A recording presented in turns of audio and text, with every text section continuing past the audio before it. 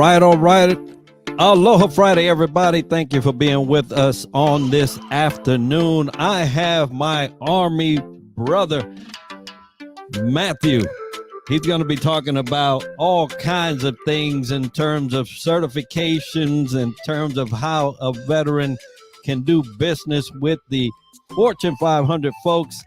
I'm excited, Matthew, about not only having you on the show, but also sharing this time. Folks, he is also a fellow EBVer from Texas A&M. So gig him for all of you A&Ms out there. And so, Matt, thank you for being with us today. I see Rena's in the background there. Thank you for being with us today. And as we are going into this conversation about certification in terms of businesses, I hope all my veteran counterparts are out there listening in and taking notes, because we're about to get into a lesson. But before we get into that conversation, Matthew, tell us a little bit about your military history and your history in general. Okay. Well, yeah, first off, thanks for having me on. I'm still a little jazzed up from that intro music. That was solid. So yeah, my background, grew up in Montana, joined the Army at the age of 18, jumped right into the Army infantry. First unit was the 10th Mountain Division. So I went to Afghanistan with 287 of the 10th Mountain Division, transferred to Fort Hood with 1st Cav, went to Iraq for a year and a half with them, and then I got out of the Army in 2008. So after that, did a little self-finding mission.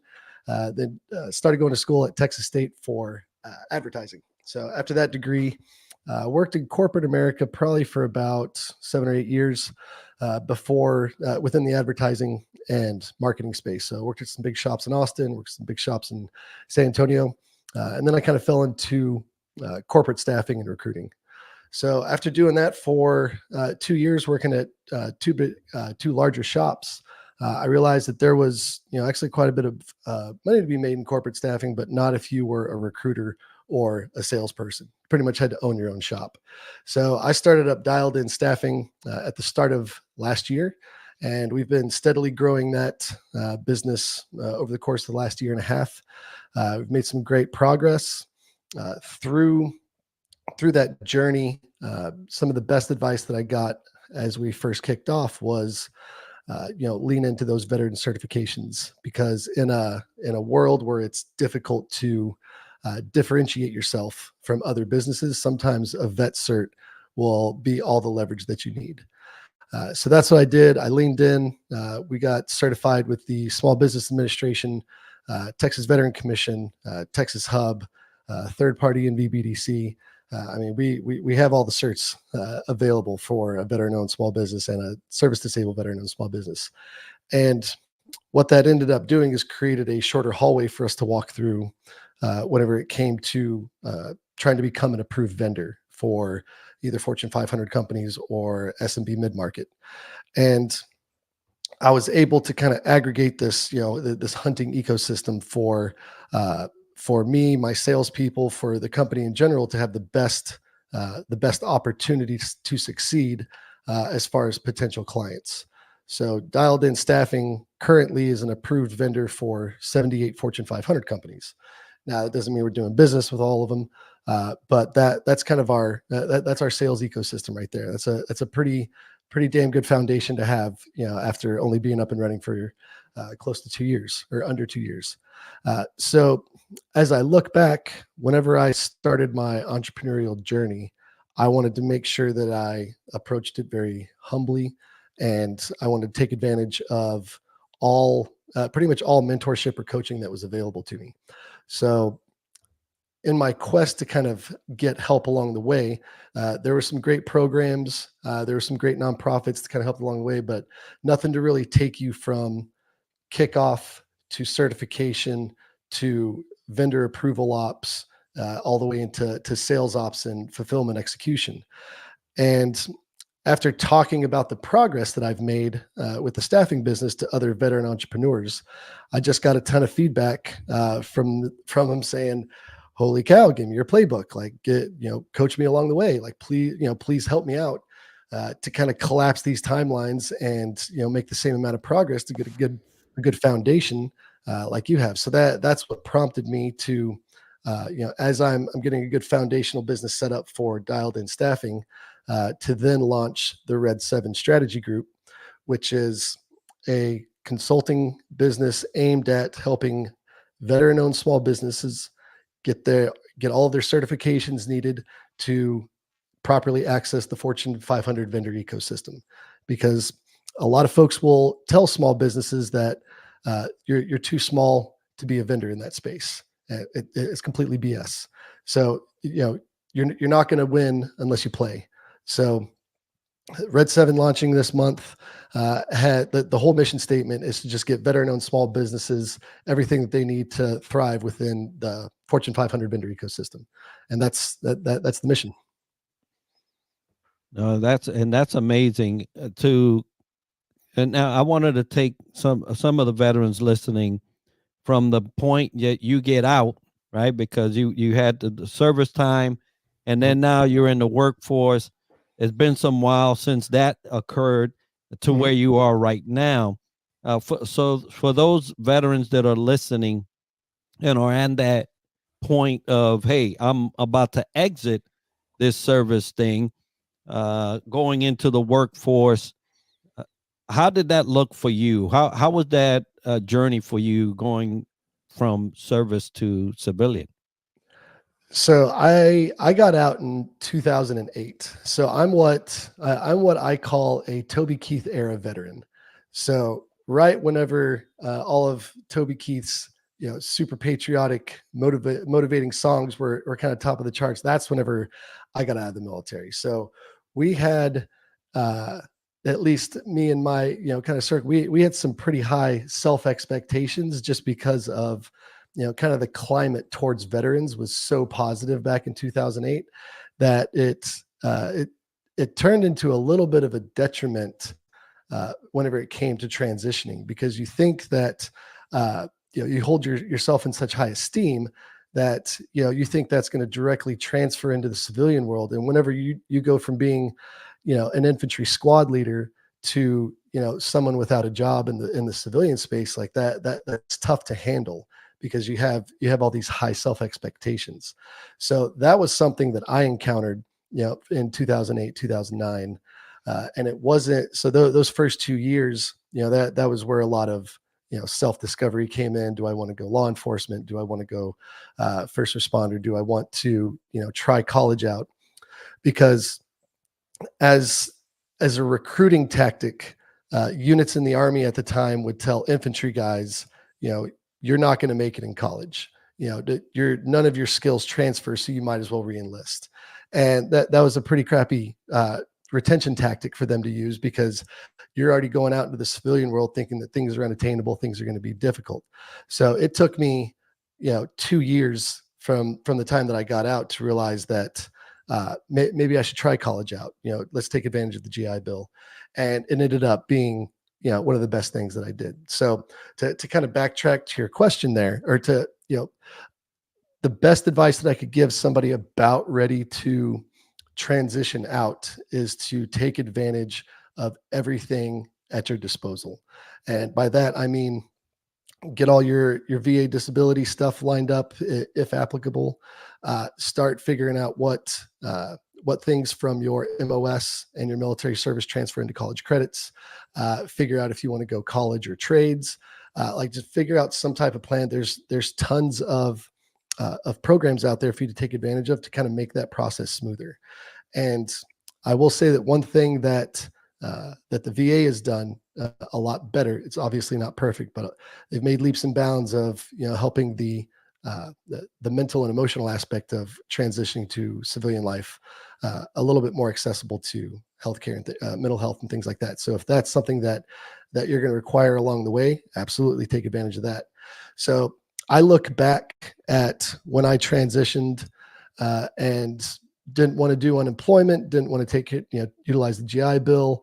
I just said I'd figure it out on my own. And looking back on that, it's just like I should have taken advantage of all of that immediately as soon as I got out, because that would have, I would have been able to get further along in the process from getting out of college and starting a job than what it did whenever it took me. But I got out whenever I was 25.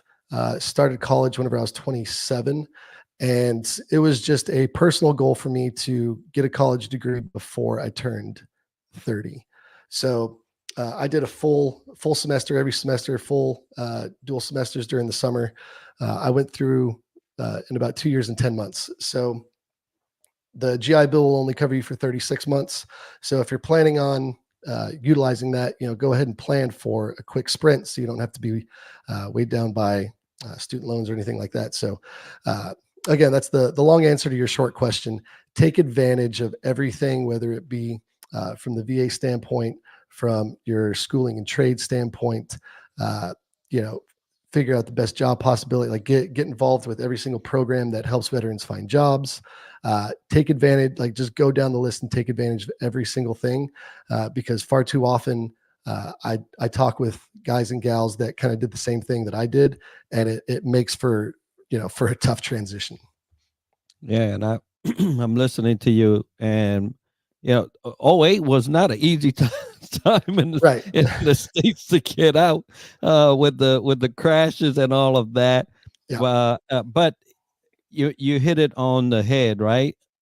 Take advantage of the things that are at your disposal, because they're there because you earned some of those, right? And so you have to really all this transition thing is singular, right? No one's transitioning with you. You got to do it with and thank you, Rochelle, for that. It's a personal journey, but there's a lot of things that are in play that will ease that journey, right? You mentioned in business, and we'll talk about this here in a little bit, traveling a shorter P-way, right? Traveling a shorter P-way is what has happened throughout the years, and transition from 08 is different from transition when I did in 15, different from the transition that my father-in-law did coming out Korean War. All these things are different, but one thing is the same. There's always help, and if you don't get it, you don't get it, right? Yeah. So it's amazing how we all have different ways of doing that. So now you go from the Army to the civilian sector. You're working. You obviously chose a field that you probably said, okay, I'm gonna do good in that. And what was that for you? So whenever I was, kind of finding myself after I got out, one of the jobs I had was working security at a tobacco promotion event that followed the NASCAR circuit. So that was exactly what you think it was. It was crazy. It was preposterous. But at that time, I realized that I enjoyed marketing. I enjoyed advertising.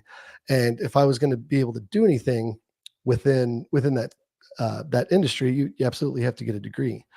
So whenever I moved back to Austin and Austin, San Marcos area, I started just doing some research on what organizations were available for both the community college route and the state university route.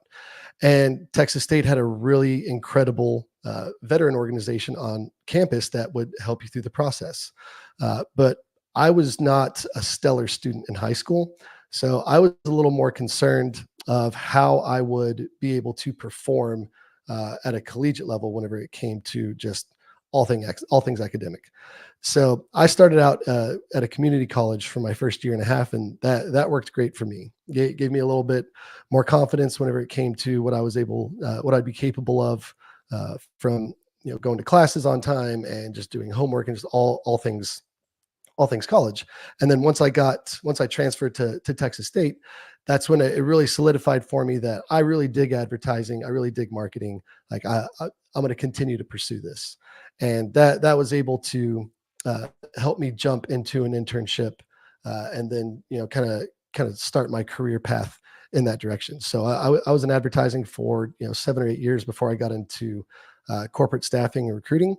And it's, the advice that I would give for folks trying to figure that out: you can absolutely pivot if you need to. If you want to go a business route, you go a business route until you, like I did, until you realize that you are borderline incapable of doing algebra 1, which is this guy.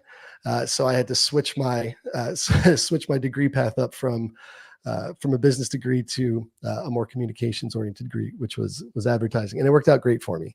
But yeah, it's I don't push college on everyone for a variety of reasons, but some type of secondary education post-military that will help you in a career that you want, whether that's vocational trades or in any type of supplementary certificates or things like that. You've earned that. You have 36 months of BAH and school paid for anything that costs less than the state level. Like, take advantage of that. And if for some reason you don't want to do it, hang on to it and pass it along to your kids.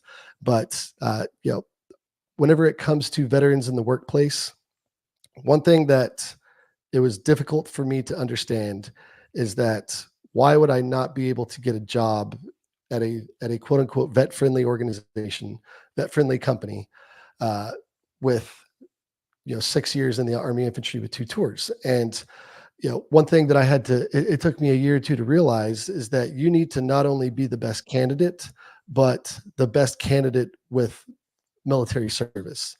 And so what I tell a lot of veterans as they're either wanting to go into college or about ready to get out, you're still going to have an incredibly impressive resume to be at the top of the pack, and just plan to be the best, but also have your veteran status as a kicker.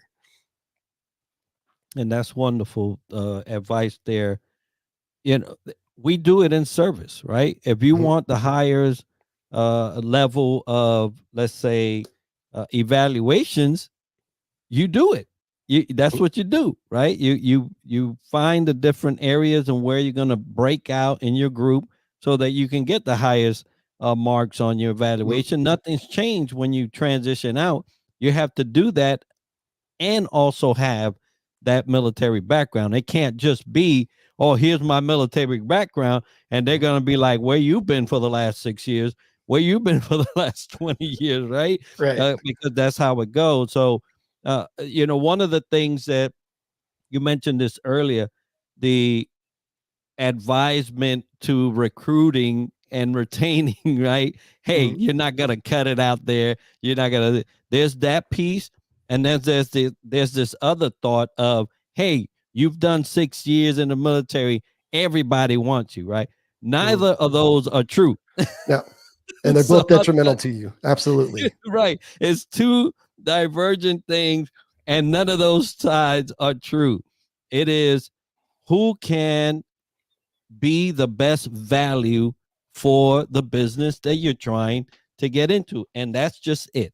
And so as military folk, we have to know that going in will also help you address what you need to do prior to separating or retiring, because at the end of the day, you have to be the best value for that company at the point of entry. And so you have to do that on your end, and you have to now fight the fact that you've been gone whatever amount of time. I always refer to us service people as the 1% that the 99% of the world learned to live without. And so guess what? You already have that deficit. So now you got to make it up by prepping. So thank you for sharing that. And thank you, Rochelle, for throwing in that absolutely to your take there, Matt. I want to take this time to thank Jeffrey, my brother. Also, he's Marine Corps. Rena and Rochelle for joining us, and those that are joining in different platforms, thank you for being with us. Now, you get into marketing, it could be fun, right? That is a fun field, kind of hand in hand with sales, and sometimes they're like the brother and sister that can't get along, right? Right, but now you get to this point where you say, man, I could do some of this for myself. That is typically one of the things that I see a lot of people praising military for. But let me tell you that entrepreneurship and self-employment is not all that it's cut out, as they say, right? It's not all nice rosy roads with bank accounts full and all of that. So what made you decide to go from getting a paycheck to having to go hunt and get your own paycheck? So there were a couple inflection points, and I may I with this thought line, I'm either going to get some praise from some salespeople or I'm going to get some hate from some salespeople. And it was as uh, I was working at a large staffing and recruiting firm, and it was as I was about to turn 40, and right about this time in 2002, the staffing and recruiting industry was kind of falling apart. Tech sector was doing all the layoffs. Everybody was kind of scrambling. Uh, you know, the requirements to stay on board as a salesperson. When you have somebody ask you to make 100 cold calls a day, like that, like that's a young man's game. I'm out. Or just for that reason right there. I'm not a great cold caller. I've never earned any business from a cold call, and that was one of the big pushes for me to just say, like, I know that I'm capable of running a great book of business, and I think it's time for me to do it on my own. The other part of it was a large driver of seeing folks that were high earners that were, being treated to, the president's club or president's circle, and all of these things for earning over $1 million in gross profit or something like that.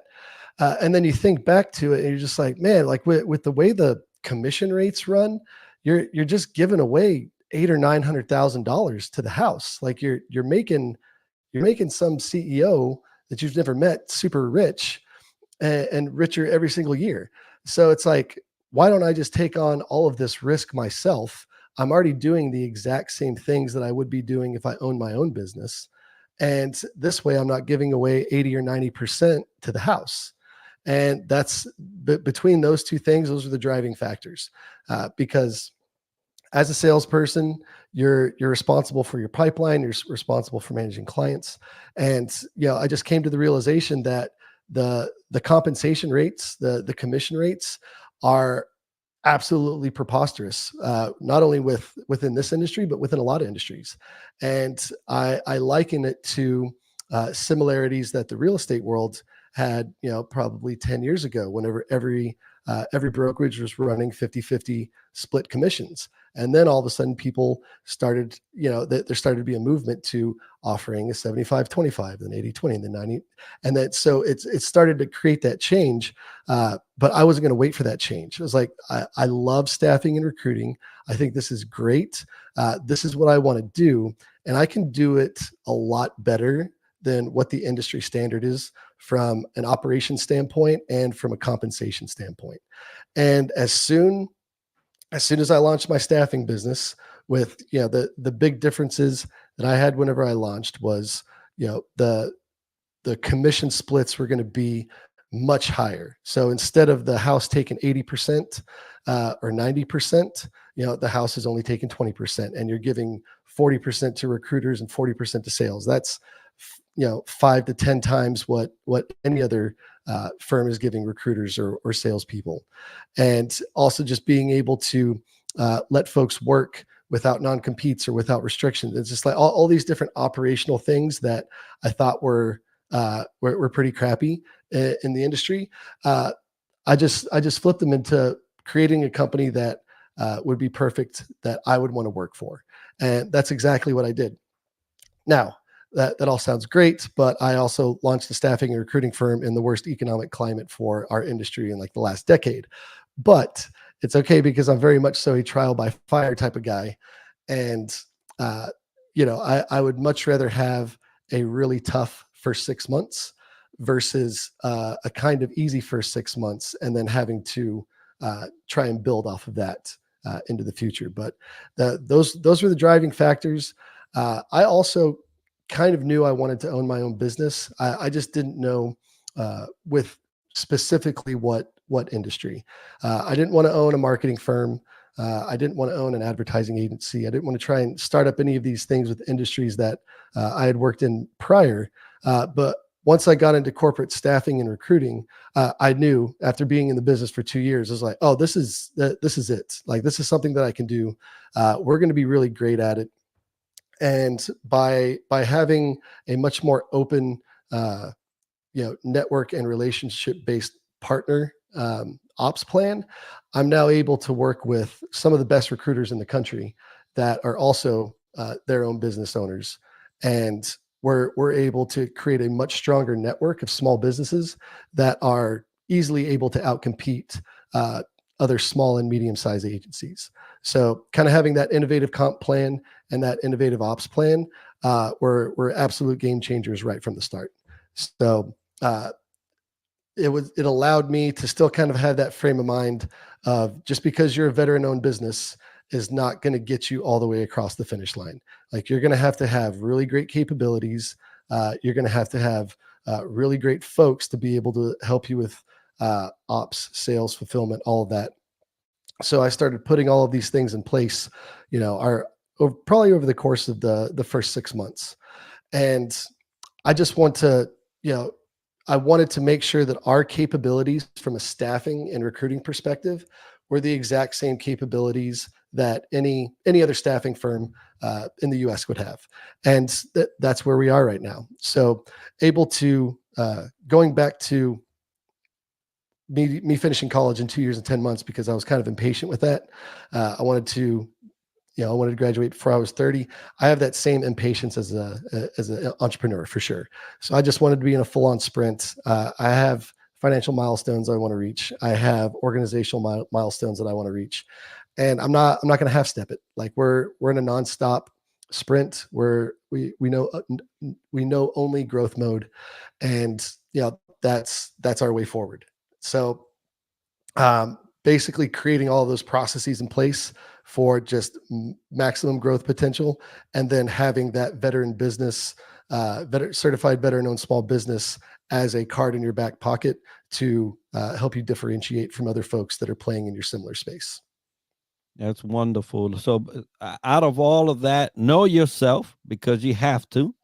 Mm-hmm. Know your limitations, know your capabilities, know your industry, right? You said, hey, I worked here, but then I worked here. It's like, oh no, this is it, right? Mm-hmm. And you have to identify that for yourself. Sometimes there's going to be a couple of iterations of work for you to at least sample what's out there and what would be appealing to you. But know your arena, the one that you're playing in, and treat it as the Olympics. And you were talking about, hey, a sprint, constant sprint, getting at it is the way that you'll be able to differentiate yourself, especially with the veteran status behind you. Now, Rochelle said, hey, I noticed that he's got the Peloton back there. So that's an extra plus. But let me tell you, it is not an easy thing to go from relying on a paycheck, right? Even if it's the military paycheck, to go out and try to hunt your own. That's it's pretty scary. It's pretty scary, especially if you have a family and you have these things going on. Now, Rochelle and I are benefactors of a full retirement with the military, so we know that we have something there, but you still have to produce because you want something, good for yourself and your family. And it is scary, but it is not impossible, right? It's not easy, but it's not impossible. Right. And which is now what she said, right? It's not easy, but it's possible and rewarding. And it truly is. So if you are a veteran out there, military spouse, that are considering, hey, launching on your own, doing some of that passion work. Now, I'll caveat that passion work is not always as rewarding as we may think. But let's say you're going to go ahead and launch. Go ahead. Don't be afraid. Go ahead and do it. You might find out that that's not the thing for you, and that's okay, but at least you found out. And so now you go into this into the in business mode. Now you're an entrepreneur, and I want to take this moment right now to kind of plug in an alma mater, if you will, for both of us Mhm. out of Texas A&M, and I'm gonna put that there on the screen. EBV, right? The IVMF program out of Syracuse University has this program called EBV, and Entrepreneurship Boot Camp for Veterans. And they have a different, I'd say, campuses, right? They have different Yeah. places, different universities that they partner with. Uh, Matt and I went to Texas A&M. I tell you, it's the best one. I'm just gonna say it like that, right? Very true. All true. That picture under the ring, that's the one you want. So anyway, very great program that is structured to help veterans in business looking to get into business. And it's not only the reputation of that program there at the A&M, but the staff, Blake, Shannon, all those great people, Laura, Oh that yeah. are over there helping out folks, making us into profitable businesses and great business owners. So thank you, Texas A&M, for having that program there and having us as alumni of it. So back to the fact that things are possible and things are there to help you. You're transitioning into this business of getting veteran certified. Mhm. And I shared with you early on, right? I'm not certified by choice. It may be at my peril, but right now I'm not suffering the consequences of it, right? Right. Because I just kind of chose my little pigeonhole. But I do see the benefits of all those certs. So let's go through that section now, Mhm. and not only what they are, but what the benefits are to the veteran if they're going in their entrepreneur journey. Right. So again, as I said, when I first started off with the staffing business, one of the best pieces of advice I got was lean into your veteran status, your veteran certification. And this was coming from, a senior level person that was not a veteran, but kind of had oversight into veteran businesses in the Fortune 500. So I just kind of did research and I figured out what are all the certifications that I qualify for. And it turns out that there's a number of them that a veteran owned or a disabled veteran owned business qualifies for. And almost all of them are at zero cost. So that just means you're going to have to apply. You're going to have to do some data entry. You're going to have to upload some docs. It's going to take a small period of time and then you're in. So I just want to say right now that if everybody wants one takeaway from today, it's get your small business administration veteran owned small business certification. That's it. I'll jump into the three main pathways that you could take once you have that, but the uh, you qualify for the SBA certification for a veteran-owned small business if you own 51% of your company. You have an honorable discharge as a veteran. If you have any service-connected disability, you then qualify to be a service-disabled veteran-owned small business, and you have to have all of your your legal entity docs, LLC, S corp, C corp, whatever it is, all of that in line. But that's it. You just need to make sure that you, as the veteran, own 51% of the company and you have an honorable discharge, and like you're off to the races. So I got my staffing firm to be a veteran-owned small business and service-disabled veteran-owned small business certified with the SBA. And then what that did is that opened up three main channels for me from a revenue standpoint. It opened up the Fortune 500 and mid-market, which I'll talk about kind of accessing that here in a second. It opened up government contracting, which government contracting, you see a lot of consultants, a lot of online content that pushes veteran-owned small businesses into the GovCon space. And that's that's perfect. That's perfectly fine. It's a path of least resistance. There are set asides for veteran-owned small businesses, women-owned small businesses, minority-owned small businesses. So you can be targeted in the contracts that you're going for. You have to have that small business administration certification before you even go down that path to qualify for those set asides. But it also gives you access to the Fortune 500 vendor ecosystem and the mid-market ecosystem.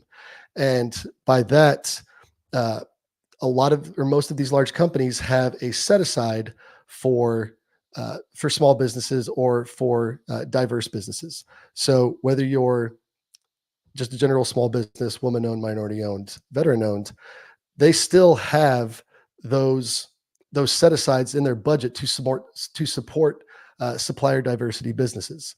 So veteran-owned small businesses fall under that radar, but to qualify, you have to be certified.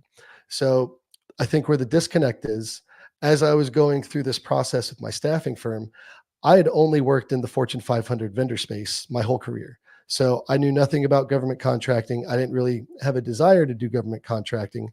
But as soon as I started up my business, trying to tell folks in procurement, yeah, I'm a veteran-owned small business.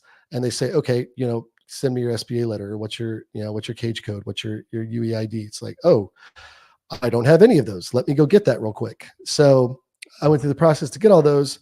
And then I went to do everything on the state level. And then I did, third-party certification with the NVBDC. And I realized that doors are open and the hallway is much shorter for you to walk through as a business owner to put yourself in the vendor pool, the vendor ecosystem with these Fortune 500 companies, if you have all your proper certifications. And like I said, almost all of the certifications are $0 cost to you. You can register with the SBA after you get your SAM.gov profile set up, and that's zero cost. So you're going to have all of these certs before you even get started to try and get yourself into the vendor pool. Now, one thing that I've seen as I talk through this with somebody, the people that will say, just because you're an approved vendor doesn't mean they're going to work with you. And what you should say, like, you should look them right in the eyes and say, no shit. Nothing's for free. You're going to have to go out and you're going to have to do sales ops. You're going to have to hunt for your dinner. Like, you're going to have to do all these things. But the first step to working with a large business is to become an approved vendor. And so once you're in that vendor ecosystem, then you can start then you can start running your capabilities deck by people. Then you can start being in pitch meetings. Like, you do all the things that larger businesses are doing. It's just, you now have that same access because you're going through supplier diversity channels. And, a good example, a good perfect use case is my corporate staffing firm. We were an approved vendor for a large chunk of the Fortune 500. And it's because we've got all of our certs. We have great capabilities. We have the exact same capabilities from staffing and recruiting space that all the large companies have.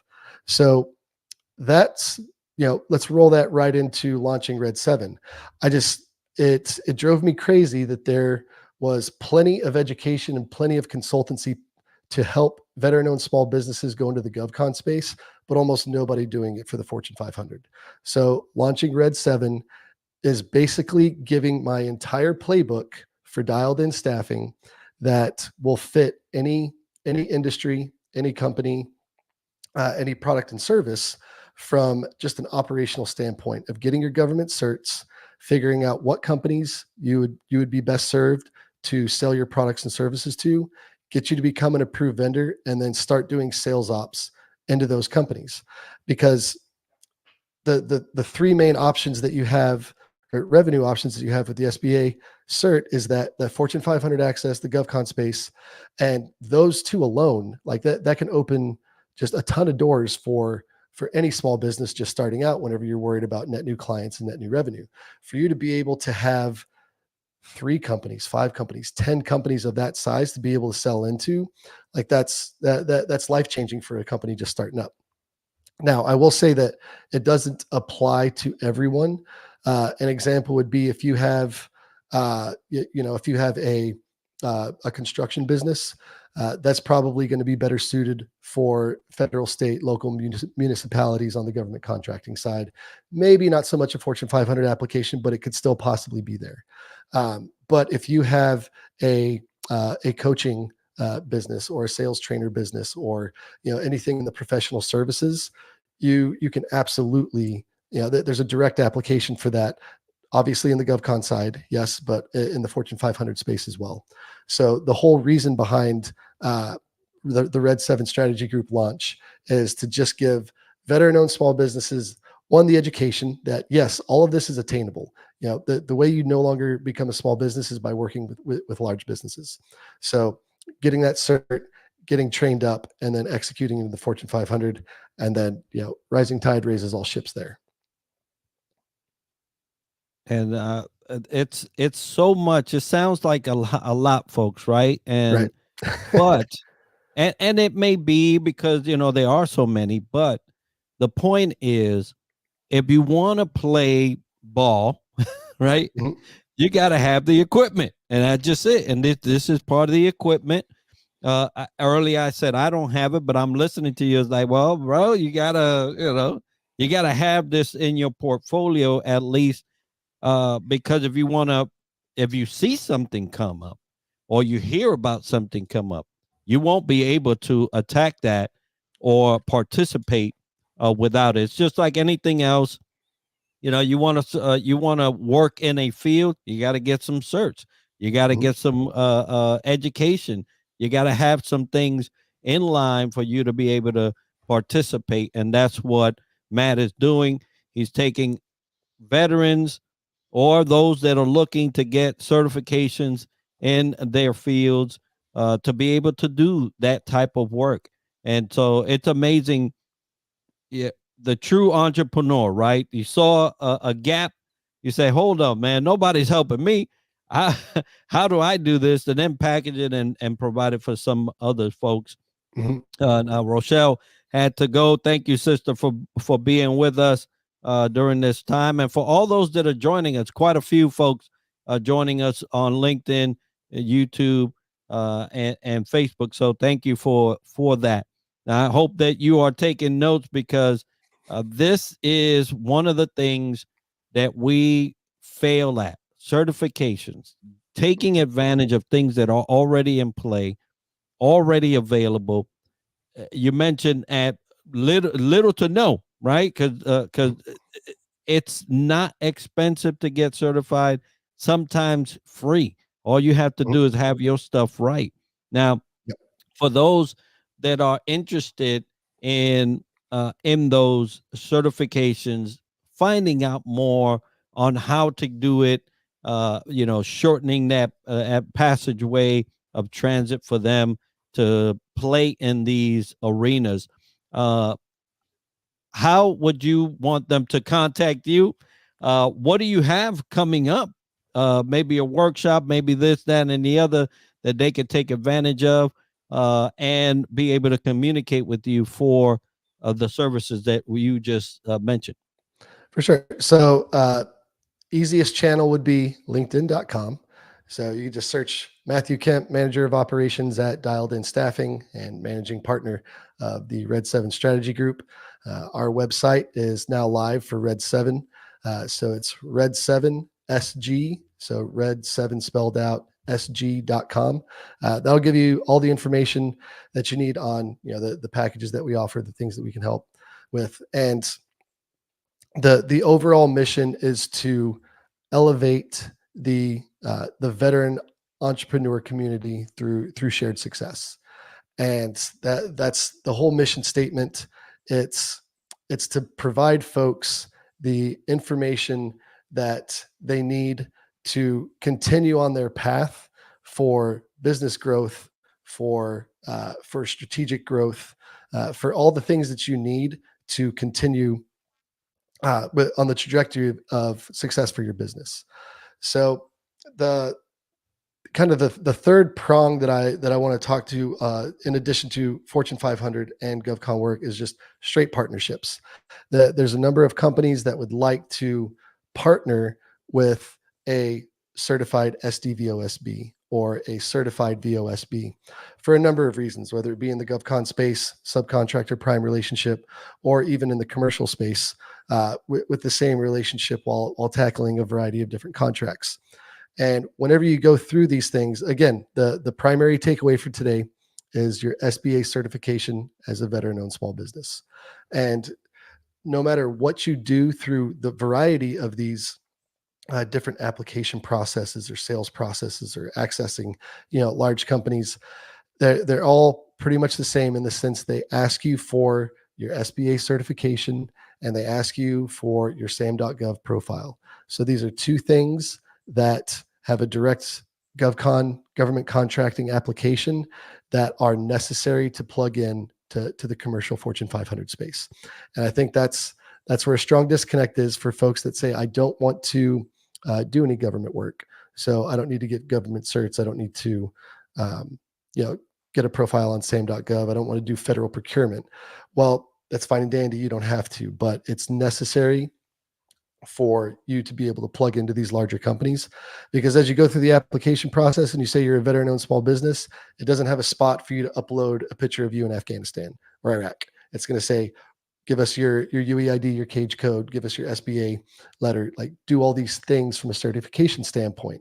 And again, it's of zero cost. If you are a veteran that owns a business, at least 51% of it with an honorable discharge, go to SAM.gov, get your profile set up. Once that's set up, go to the Small Business Administration certified.veteran, or it's the vet cert of the SBA, and start that process. Like it opens up doors in the Fortune 500, the government contracting space, and the strategic partnership channel that you never had before. And again, it's at zero cost to you. So you can either reach out to me directly on LinkedIn if you have any questions. You can go to red7sg.com. That'll answer all your questions as well. I'm here to be a resource to the veteran entrepreneur community, where I have currently found a gap running and growing my own business. So the other high point of this is real time feedback. So all of these things that I'm coaching veterans through, like this is going on with my own business right now. So successes that we're having, any type of A/B testing, whenever it comes to sales ops, execution, and communication, like these are all being field tested right now. Like we're in it, we're in the mix, and that's good from a coaching standpoint. You have somebody who's getting real-time market feedback on everything that you're doing. So that's essentially what the mission for Red 7 is let's get us all elevated, because that shared success is gonna, the rising tide is gonna raise all ships. Absolutely, folks. Don't negate. I'm definitely going to be looking into it on my end just to make sure that I'm being able to participate. Right. That's one of those things. But you can't be it without some type of proof. And if you're in business, you know that people ask for the documents. That's just it, right? They ask for the documents. So if you're entertaining going into entrepreneurship, starting something for yourself, and you are a veteran, start getting some of these certs, right? If you're Hispanic, go to the minority. If you're a woman, get the woman. I mean, there are so many different certs for so many different things, but for you not to have them, it's a shame, because then you can't play if you're available to do so. And we don't want that. Matt, thank you so much, brother, for sharing what you're doing, your journey from the Army to what you're doing now, and the most important piece, how to get these certs and how to do it in a way where you could be effective and shorten that journey. Folks, we want to thank you all for joining us today on Aloha Friday Live. I hope you've learned a couple of things. I know I have, and I want to just reiterate that we are in the hunt for 700 subscribers on our YouTube channel, which is at DTLW Podcast. If you're on YouTube, you can just put that in there and you'll find us. We're about 23 people shy of 700, which is our next milestone, where we will take those subscribers, run them through a random selection process, and get them our next author-signed leadership book, from Anthony Trucks, which is Identity Shift. If you have never heard of Anthony Trucks, you're missing out. But help us out there. It doesn't cost you anything, but it also adds you to a list to get something free. So by all means, do that. And Parade Deck is a military platform where they put content providers, content creators, and they're streaming us live right now as well. So thank you, Parade Deck, for all your support. Matt, gig 'em, brother. And I tell you what, you're doing great. Keep up the good work, folks. We will see each other next week on Aloha Friday Live, where we have another guest give us some great tips on leadership and business. Aloha Friday, everybody. Mahalo, and we'll check each other out on Friday next.